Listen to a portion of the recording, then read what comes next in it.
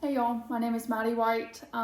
This is the first podcast of maybe a potential series, we'll see how it goes, titled A Sustainable Herd, Supporting Animal Agriculture and the Environment. This is mainly for a class in Humans and the Environment, which is IDS 203 at NC State. And then through this project, I have been kind of building a curriculum, educational program with infographics on different sustainability practices, specifically focusing on methane production, rotational grazing, and then water and manure management. So with that introduction, I will let our producer that we have with us today introduce himself, and then this is our guest star Diesel, who is just a feature for today. How's it going? My name is Aiden Kernodle. So, just a little history on my producer background. Growing up, my family owned a dairy farm in Alamance County. We milked roughly 300 cows.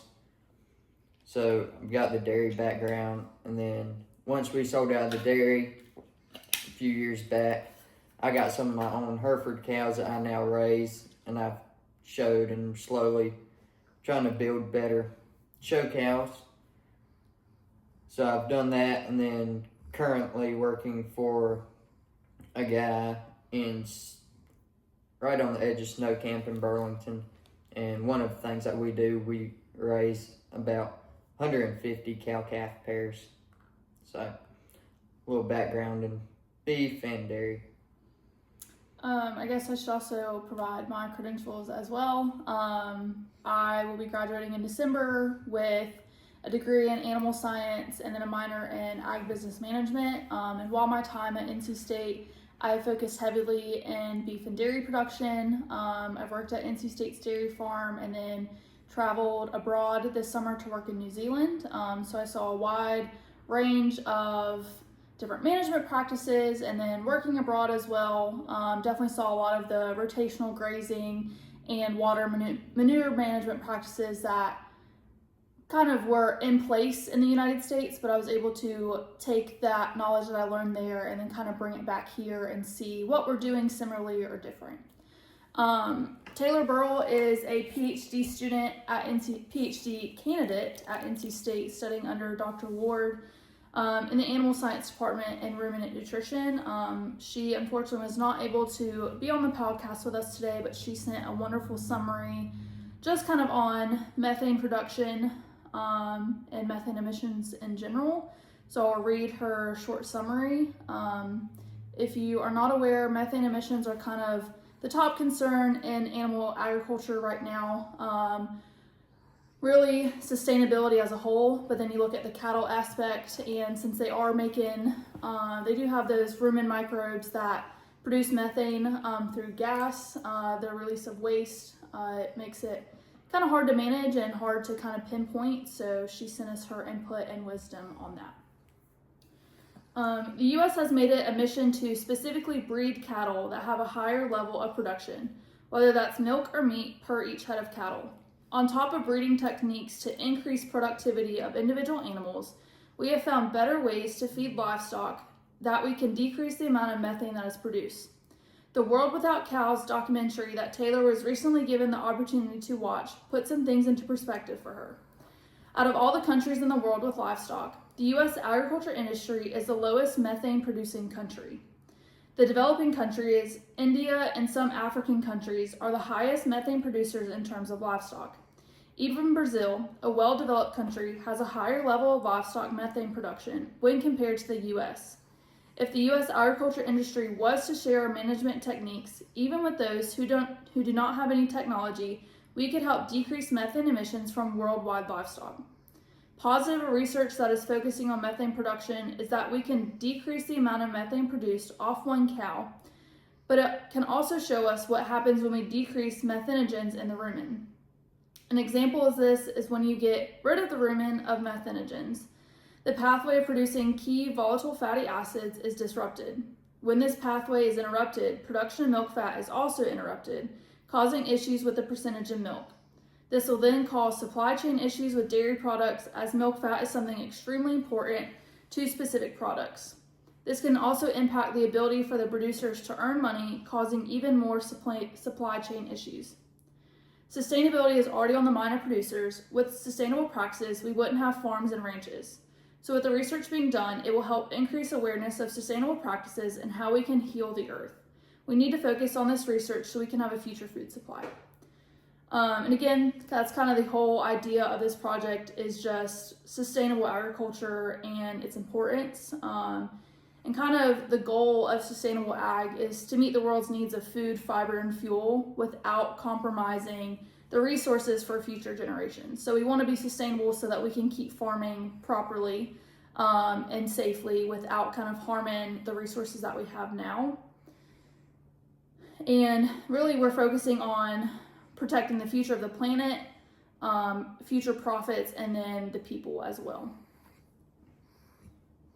So thank you, Taylor, for your input. I hate you couldn't be with us this evening.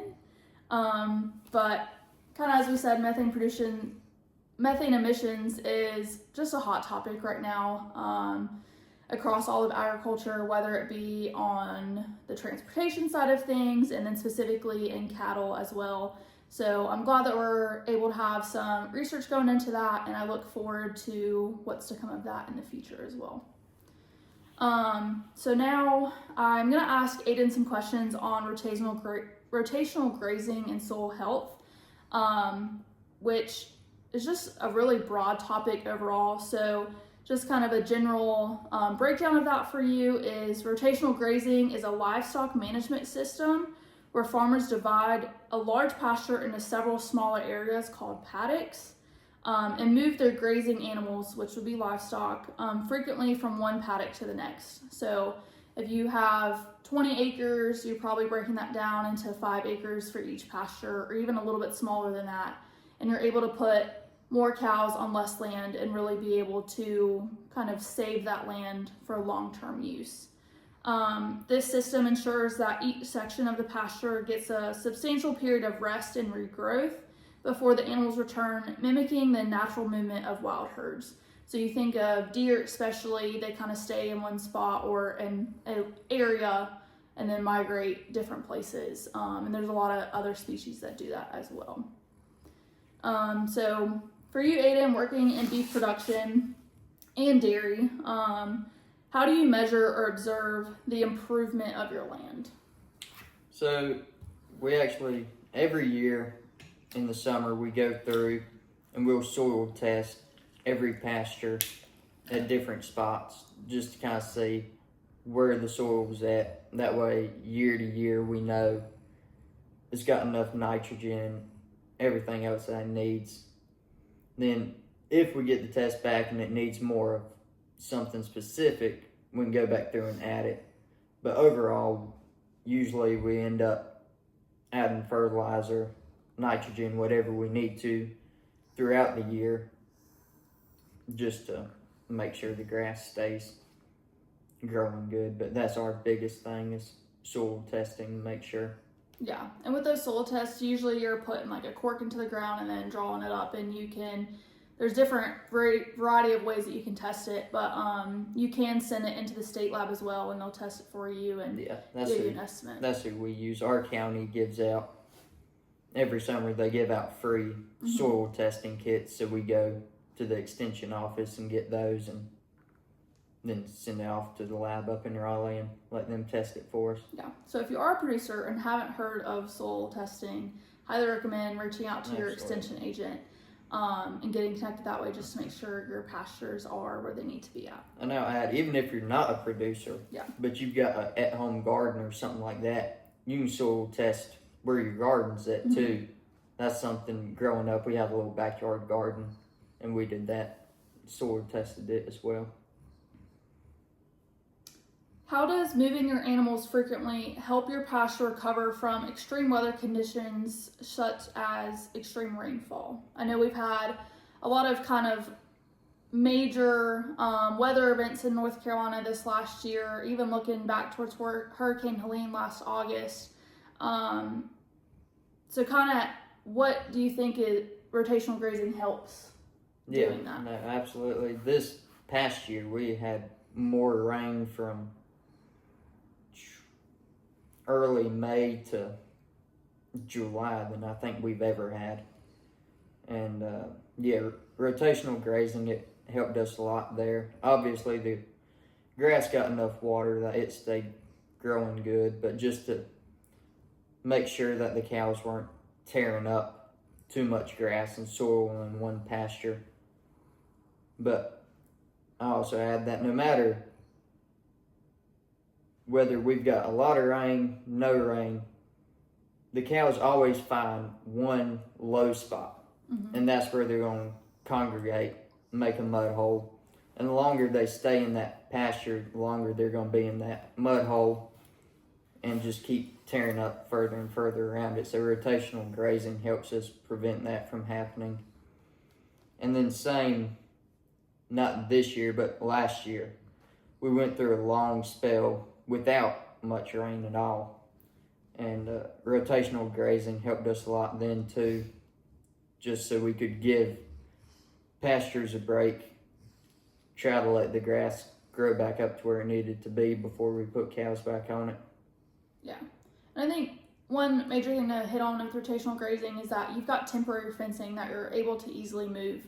So like Aiden was saying with those low spots, you can kind of adjust that temporary fencing to where they're avoiding that big mud hole that those cows have created, to really try and preserve that land a little bit better, which is just really helpful in the long run, instead of having just one massive area with full-term fencing.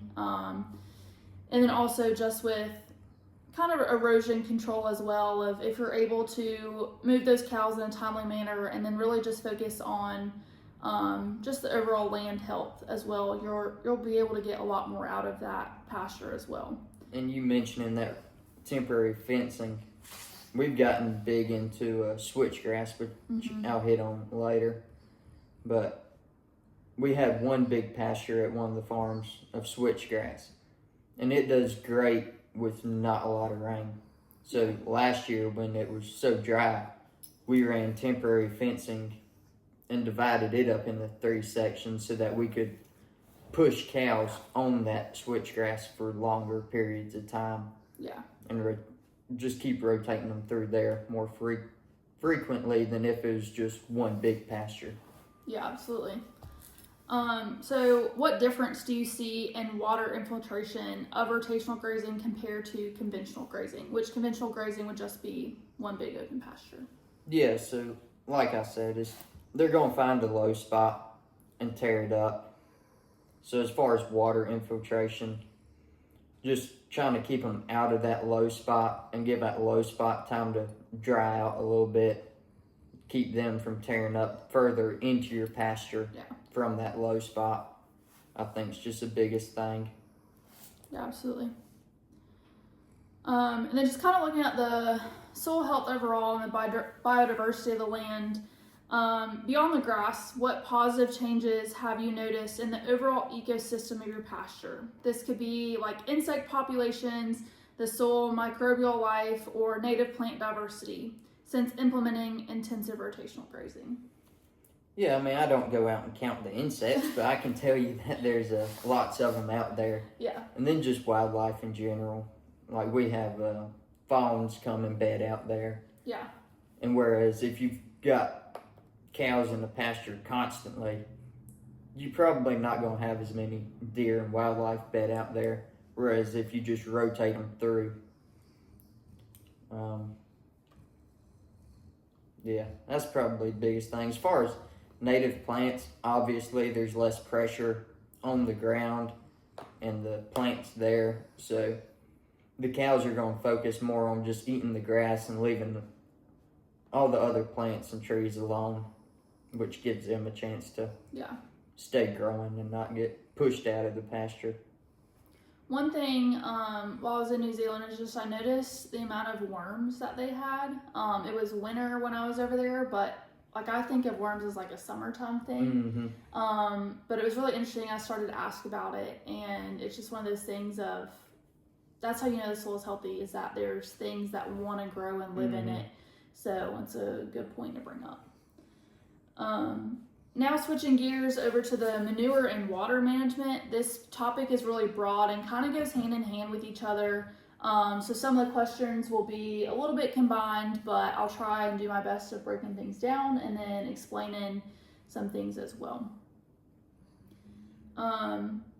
So instead of viewing manure as a waste, which is what is most commonly done, how do you utilize a nutrient management plan to precisely recycle those nutrients back into your crop or pasture lands?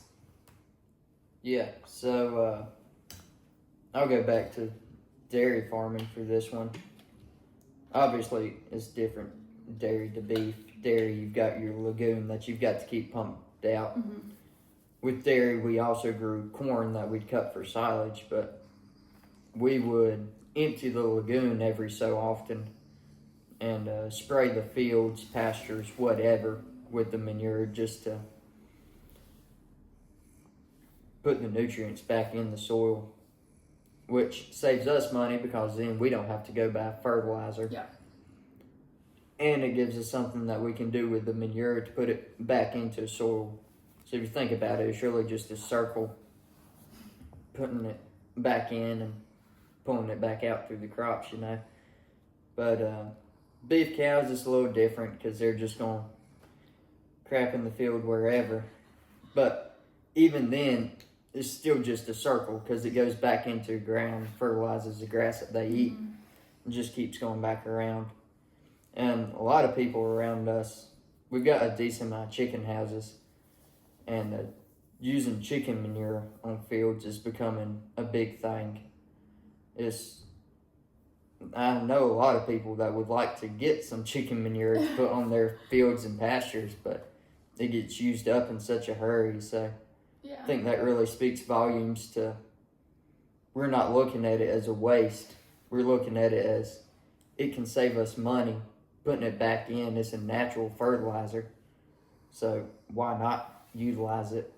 Yeah, absolutely. So I was going to ask how has reduced your reliance on synthetic fertilizers? So kind of just using it as a recycle.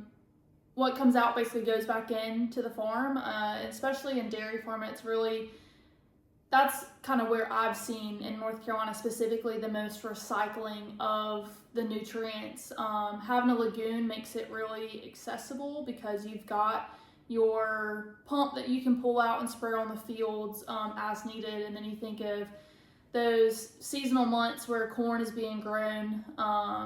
It's when we like to use it. And so it's really nice being able to recycle what the cows give us and then not be able to spend more money on something or a product that may not work as well or still in the trial area, which there's several different synthetic fertilizers that are like that, and not all of them work the same. So it's nice having manure as a more consistent and reliable fertilizer for our fields.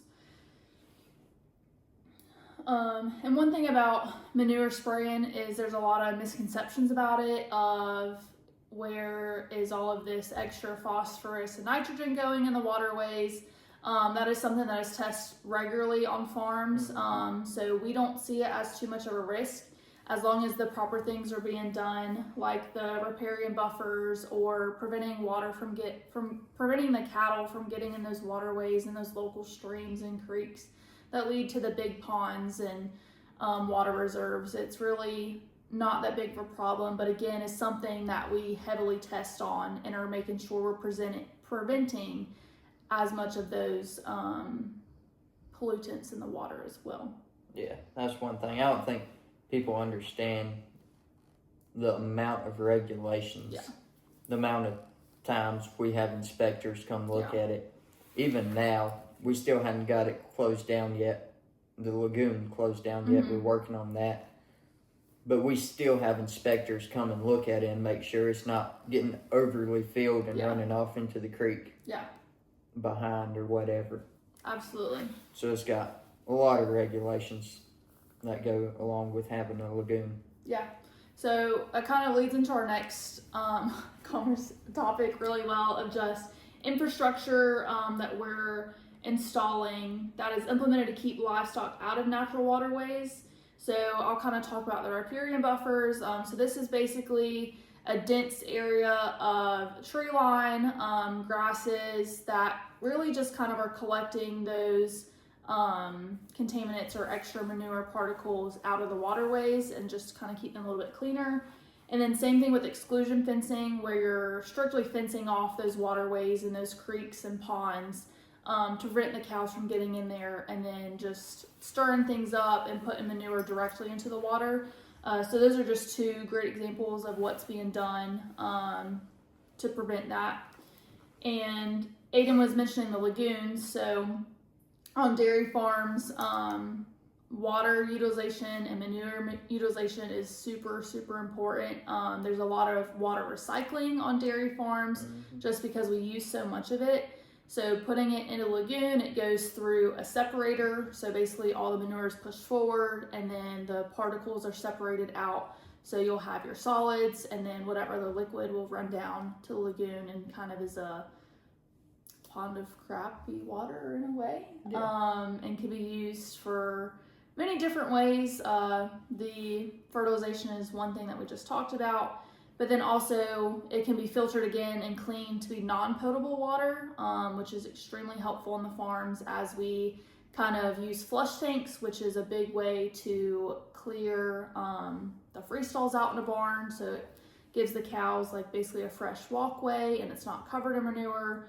And then also some non-potable water can be used for cleaning purposes. If you're cleaning out feed bunks, yes, they're going to be clean, but it's not going to be our...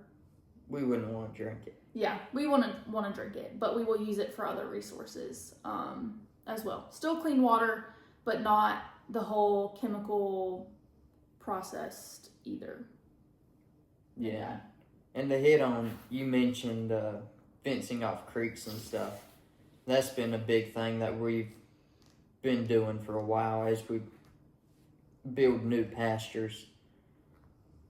Our county, and I think our state's got some grants as well that allow us, they pay for majority of the fence to be built along creeks and everything that's got to go into it. And then they also then pay for us to put in drinkers and other things.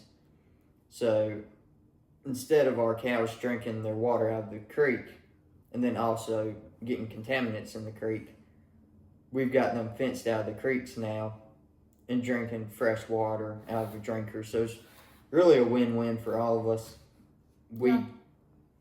We get to put in new drinkers, and then county and state doesn't have to deal with pollutants in the water, and we don't have to deal with the erosion of the creek and stuff as cows are climbing in and out of it. So I think that's been a really big thing that I know a lot of producers around us have also started doing. So this is one thing that I really closely saw while working in New Zealand. It's well over 2,000 acres of just hills and land, and so one thing that they did to really implement or ways to check the creek water is just looking at that runoff. Is it nice and clear, or is it kind of cloudy, foggy? And then they were able to tell, well, maybe there's a fence down here, so that's how the cows are getting in the water, and that's why it looks like this downstream. So that was really interesting, kind of having that perspective on it as well, of just New Zealand is a very well-respected dairy country, and so looking at how closely they manage that water manure management really just kind of clicked on my head of this is why we find it important at home as well. So fencing those waterways off is super easy but important one to do, especially as these counties and states continue to increase their regulations on things. Yeah, they've come a long ways with it in Oh, the yeah. last few years. Absolutely. It's there's constant new ones coming out every year, but it's for the best interest of the land, the people, and the animals. Oh yeah. So have you seen like any specific examples of the water quality changing on your farm with implementing these practices? I know I just kind of touched on it, but look from a local's perspective. Yeah, no, absolutely.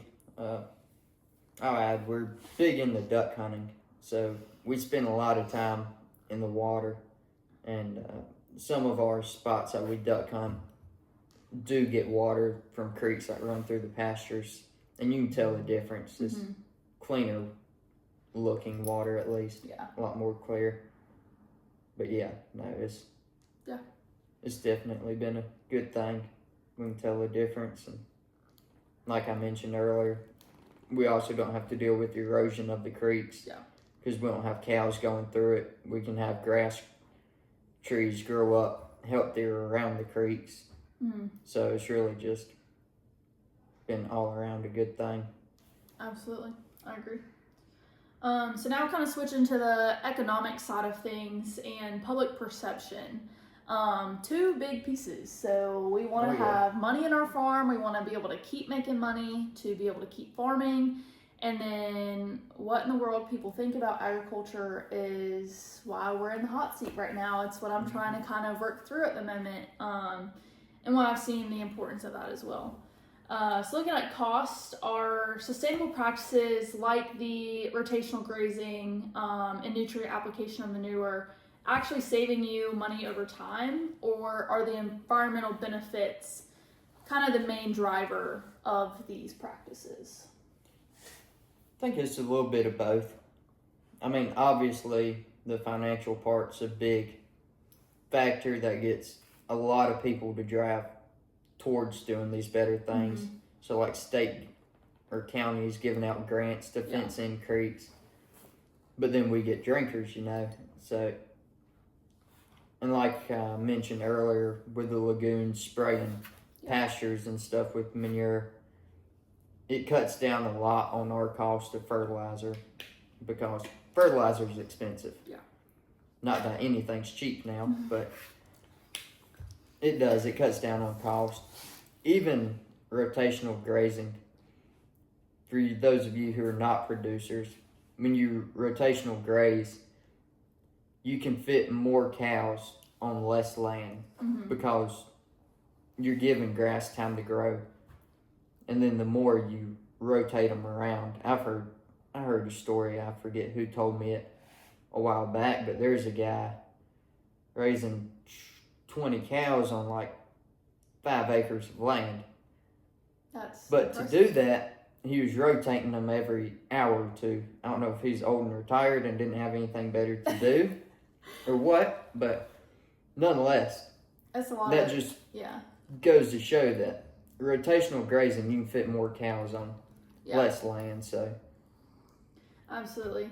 And that kind of goes to show too just the amount of care that farmers are putting into these practices that they're doing.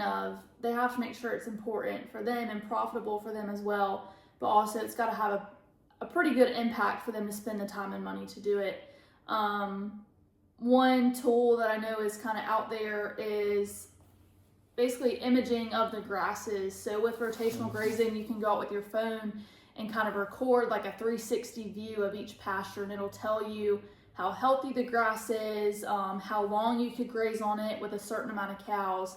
And it is super neat technology that's used from literally just your phone.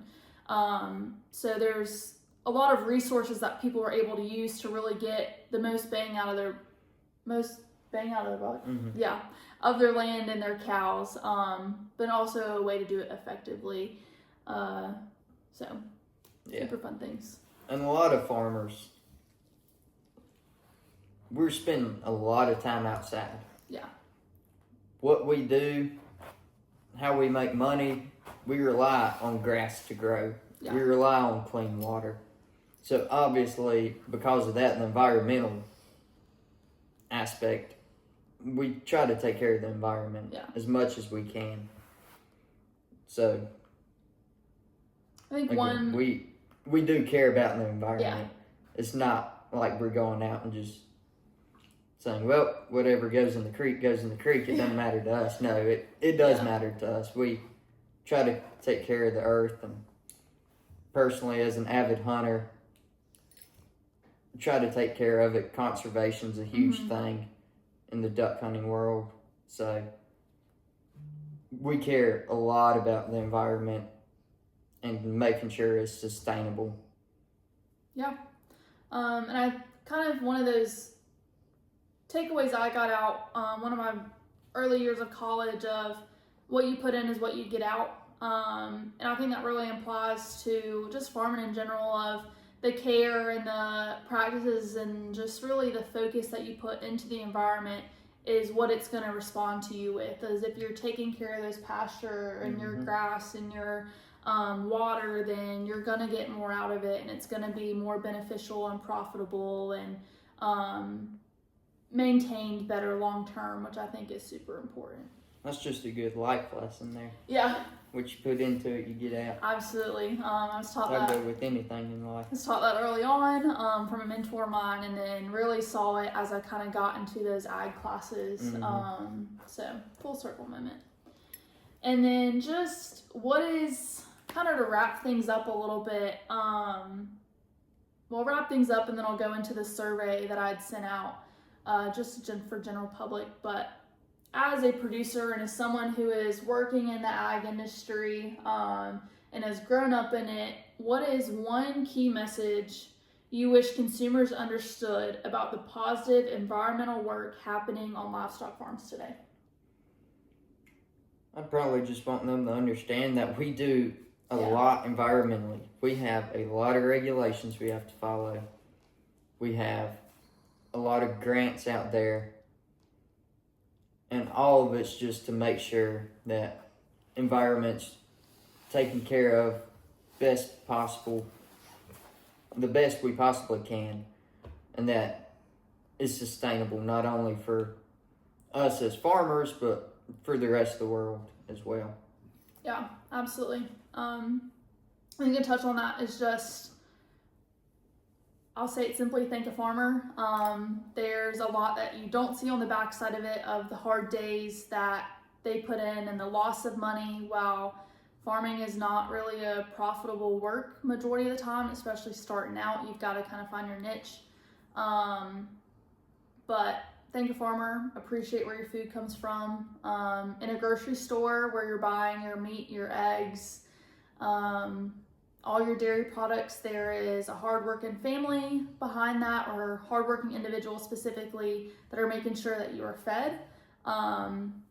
Without agriculture, you would be cold, sober, and hungry.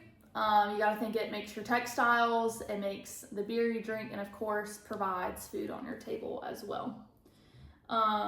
So kind of what I mentioned before, that wraps up our podcast. Thank you, Aiden, for jumping on. Absolutely. Thanks for I really having me. appreciate it, and your insight as well. But I guess you can sit while I talk about my survey results a little bit. I'll keep petting the dog. Yeah, Diesel's been a great listener for us while we're here. Good lap dog.